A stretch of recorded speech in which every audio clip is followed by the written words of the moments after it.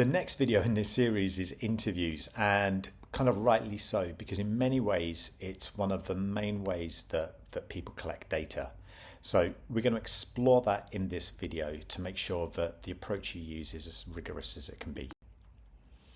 At its core, I guess you could think of a research interview simply being a conversation, but for research purposes it's far more than that as well. So as you can see from the features on this slide, it's a purposeful and researcher-led interaction. Your primary goal is not to share your views, but to systematically, and that word systematically is important here, gather data. The aim, as Conan Mannion et al. Describe it, is to engage, understand and interpret the key features of the life worlds of the participants. And just think about that word, the life worlds is really important. It's a really strong concept and it's crucial. We're seeking to access an individual subjective reality to understand the world as they see it and experience it. And this is what makes an interview distinct from a casual chat. It's an intentional, guided and systematic process of inquiry. So one way of thinking about this is really about you being like an investigative journalist or even potentially a member of the police force. It's not really interrogation, but it does involve really careful interaction with a participant. You need to be thinking about not only what they're saying, but also probably about the elements of their body language, their phrasing, where they put in pauses, where they place emphasis. All of these things are going to lead you to a fuller understanding of what they're saying and also guide you through an interview in terms of what you should follow up on, what are the key points, what are the things that they're stressing as important to them. So a good place to start with this is to think about when you might want to use an interview. When's an appropriate method for your research? So ultimately, the choice to use an interview is going to rest upon your research question. Interviews are best suited for exploring phenomena that are not directly observable. So as the slide suggests, if you want to understand an individual's lived experience, their internal perspectives, or the meaning that they attach to events, then an interview is a useful tool. It provides access to insider knowledge. If your study is framed around how do people experience, or what does this mean to you, or how do participants understand, then these kind of questions are really well understood through engagement in interviews. It's probably the most widely used form of research method in qualitative research. So to lead effective interviews means that you're going to have to engage in some quite meticulous planning. There are different types of interview, but as a broad starting point, you might want to think about beginning with the development of an interview guide. The starting point for all of this is going to be your research question. You need to think about how might you answer your research question, what's the kind of evidence you're looking for, and that's going to guide you in terms of the types of questions you're going to ask. As you plan your questions, you need to ensure they're open-ended. They need to invite detailed responses rather than simple yes/no answers. So rather than asking something like, did you find the rehearsal useful? You might want to frame that in terms of, can you tell me about your experience in the rehearsal? It's really important that we avoid leading questions or biased questions. We don't want to push participants in a particular direction. We're trying to get their honest response to the questions rather than suggesting what we're looking for. Equally, it's really important to avoid academic jargon. We're after making this as clear and accessible as possible. We want to put the participants at ease so that they feel like they can speak openly and in a friendly way. Obviously, depending upon the length of your interview, you're going to need more or less questions, but typically think of developing sort of 5 to 12 questions. And what we're looking for are things that are going to be probing, but will allow you probably to follow up with other questions of your own after the participant gives their response. One approach that I've used in the past is to plan using a flow diagram, which I find to be quite helpful. So you can think about potential answers in advance and then plan according to that. So you have your primary question, and then if their response is this kind of response, you can follow this part of your flow diagram, and if it's that kind of response, then you follow the other side. So even if you don't follow that plan when you actually get to your interview, having done that type of planning can really be helpful. It kind of makes you feel prepared, which changes the way that you approach your interview in the first place. Alongside planning questions, which is obviously really important, is just the planning of practical aspects. So for instance, you're going to need to think about where you're going to undertake your interview. You need to make sure somewhere private, comfortable, ideally somewhere neutral so that we can minimize power imbalances. You might also need to make sure that space is quiet so you can hear what people are saying, and that's particularly important if we're recording. And just a few notes on that. In the past, recording equipment was tricky to set up, but increasingly now with mobile phones, it's actually become a lot easier to collect our data using that. One particular approach which is also gaining a lot of popularity is online interviews. It can be really helpful because it means that geographical issues are no longer an issue. You can interview somebody from the other side of the planet if you choose to, so that's really helpful. Another good reason to use online platforms is they have built-in recording functions. Those functions also have transcription attached, which can save hours of time. Similarly, if you're using a phone to record, those also you can upload to particular online sites, or there are even apps that you can get which will turn your audio into typed transcripts. A couple of things worth noting though is that whilst those transcription services can save hours, the downside is that in the past you used to spend hours typing up interviews and transcribing them, and that was really valuable in terms of getting to know the interview inside out. You would type, you would listen to what people were saying, you'd get a really deep understanding through transcribing before you did any further analysis. Obviously, the automated transcriptions now save you a lot of time, but it means that you're less likely to have that intimate knowledge of what was said to you at the time. Ethically, and we'll do separate videos about ethics, but ethically a crucial step here is ensuring you have proper consent and information sheets about how you're going to use that interview before you undertake the interview. So you need to be prepared from an ethical perspective before you start interviewing. Finally, you need to think about your sampling strategy. How do you decide who you're going to interview? What would make somebody a useful subject for your interview? How do you define what that person is to make sure that somehow they're going to illuminate in a useful way your research question? So when you're in the interview itself, your role is going to shift. So up till that point, you've been a planner, and now all of a sudden you're going to need to become a facilitator. The most important element is building rapport, establishing a sense of trust and comfort that's going to allow your participant to speak openly. Very often this comes at the very beginning of the interview. You might want to start talking more casually before you begin the formal interview. And even in the formal interview, you might want to start with a question that gets somebody talking about themselves or their experiences in a way that allows them just to open up and free up. Other things that are really important, you need to demonstrate you're listening actively. And you want to be doing that not just to the words, but to the tone, the intonation, the pauses, the underlying meaning. This deep listening is what's going to allow you to probe and follow up. The quote from Conan Mannion in here is really key here. So it's that good listening is allowing you to prompt, to probe, to support, to empathize, clarify, crystallize, exemplify, summary, and to avoid censure. You need to be accepting.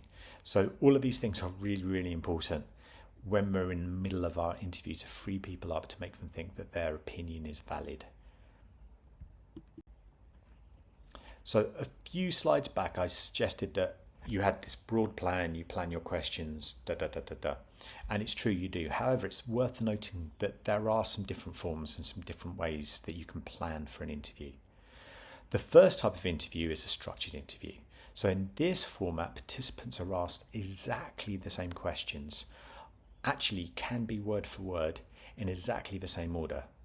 So in a way, this is essentially a verbally administered questionnaire or survey. There's a high degree of standardization when you deliver an interview in this way, and that kind of helps you ensure that data is comparable against all participants, which can be useful for certain types of analysis. However, the significant trade-off is a lack of flexibility, because there's little to no room to deviate from the script or to explore unexpected or particularly interesting responses. As you might imagine, this type of approach, this very structured approach, is more aligned with an objectivist stance, in which you're looking for more standardized outcomes and answers. The middle path is semi-structured interview, and it's by far the most common approach. Here you're going to work from your interview guide, as we discussed, so you're going to have questions, but you might choose to rephrase those questions in the moment. You're also going to have the flexibility to alter the order of the questions depending upon what comes up, and it allows you freedom to probe interesting responses with unplanned follow-up questions. This kind of strikes a balance between that very structured, this is how I'm going to deliver this interview, and a more open way of interviewing. A challenge here is really to find that balance between the structured elements and the free-flowing elements, but it's typically the path that most people take. Finally, on the far side, we have unstructured interviews. So this type of interview is kind of the lowest level of researcher control. Here, instead of a detailed guide, you're beginning with really perhaps just a few loose topic areas or a single broad opening question. And then it becomes more discursive, more of a conversation, a dialogue. And we allow it to evolve organically. The approach offers the highest degree of flexibility and can yield incredibly rich detailed data, where the goal is understand a culture and experience from the ground up. It's one of these approaches that you might use towards the beginning of your research when you're really trying to kind of ascertain the terrain that you're exploring. The constant trade-off here is finding a balance between control and flexibility. So obviously on one end, if we imagine these different interview types as a spectrum, on one side we've got the fully structured, and then on the other side we've got this fully loose. And they've all got different pros and cons to them. The primary issue probably with the unstructured is the likelihood of bias questioning or leading questions sort of being popped in by accident. But if you can avoid that, then this can be a really powerful way using unstructured interviews. So as I started to hint at, these different interviews could be used for different reasons. Use a structured approach when you need consistency, when you need comparable answers, if you're thinking about doing something that's more looking at a causal effect even perhaps. Opt for unstructured, particularly when you're looking for exploratory information. So it could be you're engaged in mixed methods research, let's say. You might plan for an unstructured interview first. You collect the terrain, you see all of the different elements that might be emerging, and then you could perhaps use a survey or something to follow up on that and to get a different type of data, that broad data, but that's more specific and quantifiable. And then probably most of you are going to plumb for that middle path, kind of semi-structured. And the kind of balance is between different approaches. So, how structured are you going to be? Are you going to always ask your questions in the same order? Are you going to stick to the script, or are you going to give yourself freedom to actually rephrase questions in the moment? How much are you going to give yourself a permission to delete questions? How much are you going to allow yourself to follow up on what somebody says? And how much are you just going to say, okay, I'm going to allow myself one follow-up question and then move on to the next structured question? So there's space in that semi-structured for it to be moving towards one side or the other in terms of what's structured and what's not. There are a number of potential pitfalls that we need to be aware of. The first and the primary one is interview bias, and that's very often manifest through leading questions. However, even our body language is going to give a certain amount away. If you start smiling when somebody says something, or you frown when somebody says something, even that is unconsciously going to be giving them a sense of oh, I want that answer, or I really am not looking for that answer. So we need to be really aware of these things.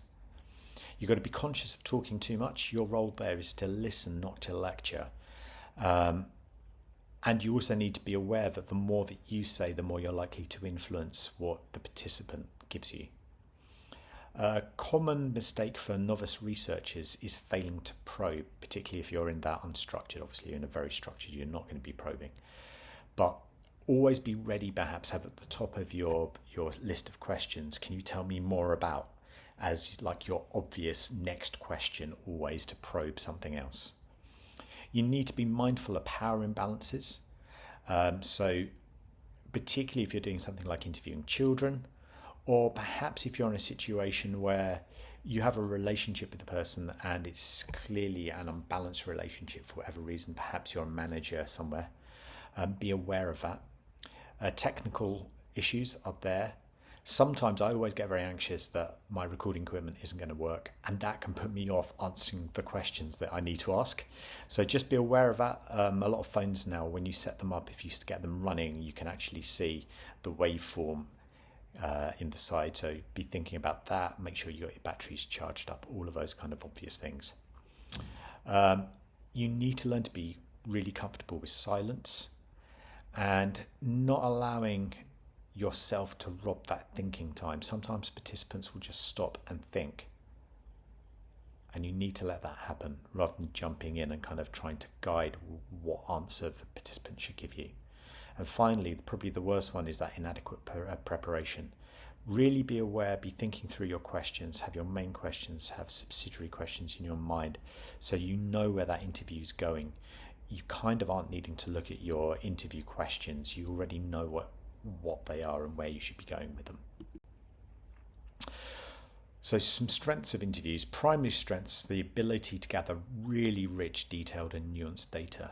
And that's going to help you reveal the complex life worlds, as we described earlier, of the participant. The flexibility of semi-structured format allows you to explore unexpected areas. And that means that sometimes you're going to start off thinking that the interview will go in one direction and perhaps it will veer off somewhere else, which is equally interesting. And that's one of the beauties of this kind of approach. Interviews can provide the privacy needed to address sensitive topics in a kind of unparalleled way in some ways.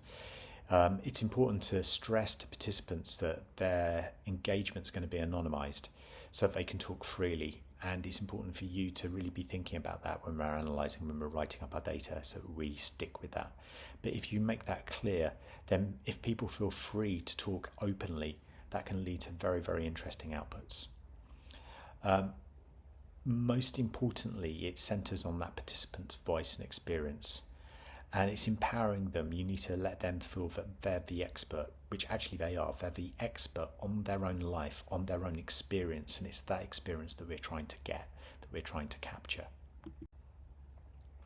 There are, however, a number of weaknesses to interviews. Everything's got pros and cons, we've said. Probably the primary one is just how time intensive it is. So if you start thinking about finding your participants, that can be challenging, just finding people who want to speak to you.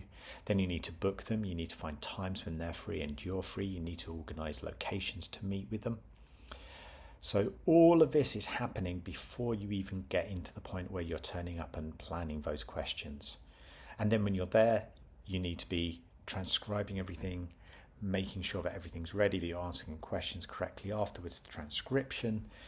There's a lot going on there. It's time consuming. And I would say that for every interview, let's say every half an hour, 40-minute interview that you do, you probably need to expend around 2 days. By the time that you take into account all your planning, your writing up afterwards, it's probably 2 days work for a half-hour interview. So you can start to see, if you book 5 interviews, let's say, then that's actually 2 weeks solid work.